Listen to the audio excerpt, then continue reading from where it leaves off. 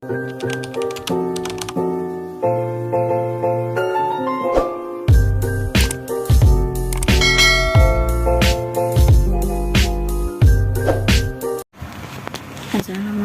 warahmatullahi wabarakatuh. Saya Hoirotunisa dari kelas 2C PAI Pendidikan Agama Islam Syarifuddin akan mempresentasikan tentang klasifikasi media menurut para ahli.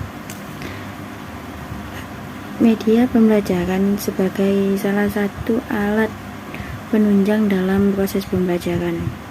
Media pembelajaran ini digunakan oleh guru untuk mempermudah guru dalam menyampaikan informasi pada siswa, karena sangat membantu dalam proses belajar mengajar.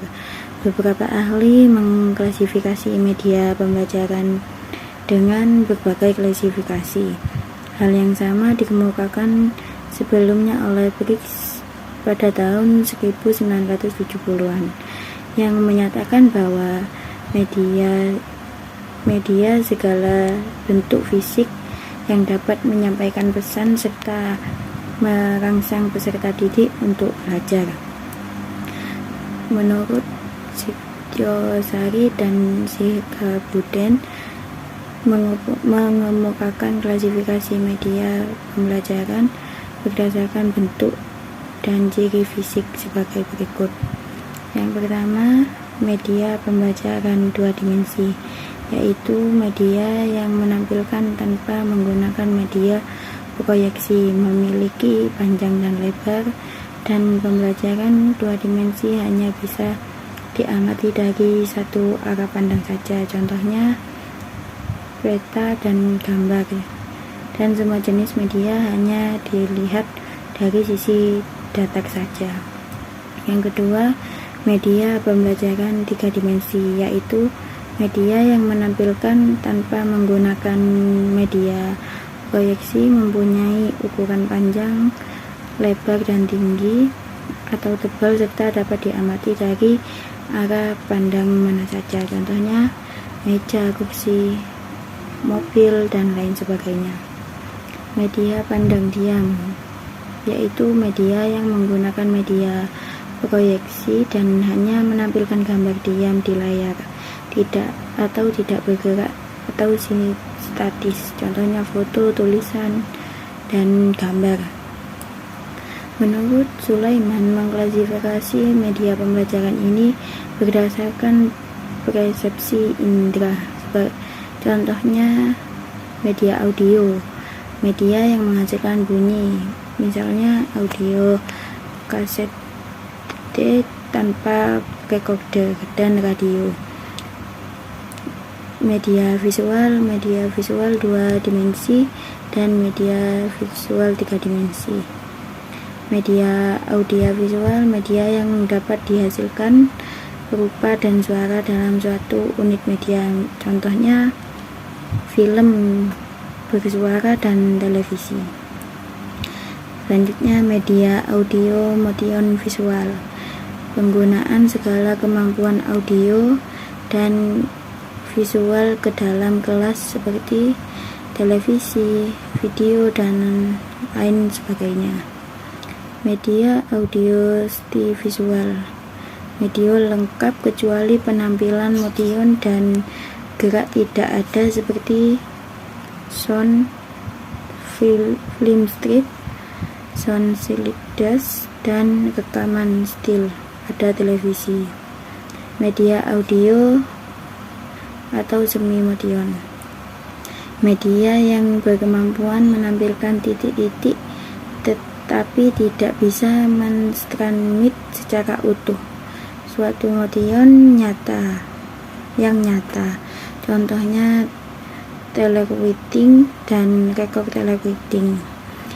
Dan menurut Muri Thomas, mengklasifikasi media pembelajaran ini berdasarkan pengalaman yang diperoleh. Thomas menggolongkan media pembelajaran ke dalam 3 jenjang pengalaman, yaitu pengalaman langsung yang berupa yang berupa suatu peristiwa maupun mengamati kejadian atau objek sebenarnya. Yang kedua, pengalaman tiruan berupa tiruan atau model dari objek benda yang berwujud model tiruan. Tiruan dari situasi melalui dramatis atau sandiwara dan berbagai rekaman atau objek atau kejadian.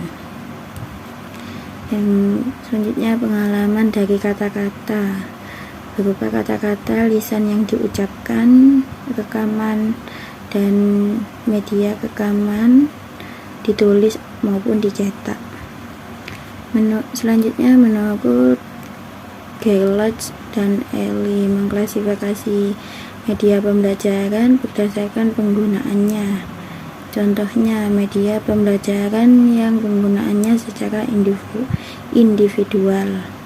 Contohnya, IPA, IPS, serta laboratorium pusat sumber belajar. Yang B, media pembelajaran yang penggunaannya secara kelompok, contohnya film dan slides. Media pembelajaran yang penggunaannya secara massal, contohnya televisi, radio, dan lain-lain. Selanjutnya, menurut Rudy Bretz mengklasifikasi media pembelajaran ini berdasarkan unsur pokoknya. Ia mengklasifikasi berdasarkan suara, visual berupa gambar, garis, dan simbol yang bergerak.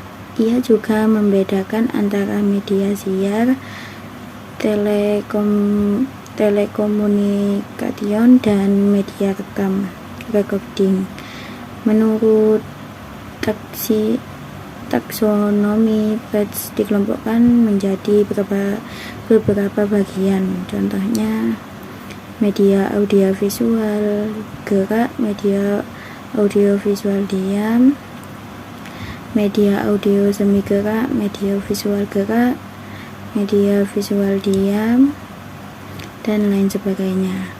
Selanjutnya, menurut Edgar Dell dalam bukunya Audiovisual Mode in Teaching mengklasifikasi media pembelajaran berdasarkan jenjang pengalaman yang diperoleh orang yang belajar. Dalam kerucut pengalaman Dell, jenjang pengalaman disusun secara urut menurut tingkat kekonkretan dan keabstrakannya.